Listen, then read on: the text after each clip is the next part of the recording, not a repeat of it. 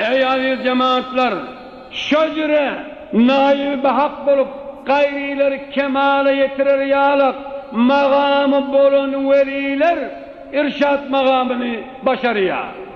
Her bir gelip görenmenine pirdirinip öğüyle soğuktur kep görenmen olur şeytanın koşulları, olur muteşeyyih diyerler.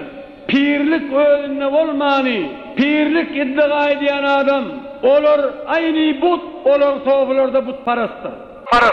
Pir tapmalı kamil mükemmel olmalı. Şu makamlar teyiden olmalı.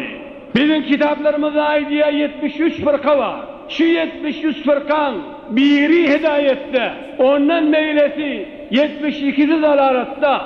Şu zalali fırkanın kövsi tarikattan neşat alli, tarikattan şahat aptı. Her bir nağıs adam iddiayı piri edip, men pirdirinip, naib peygamberdirinip, halkları iyiden düşürüp, şeydip, gümrah edip, kend yolları yazıp, Müslümanları adaştırdılar.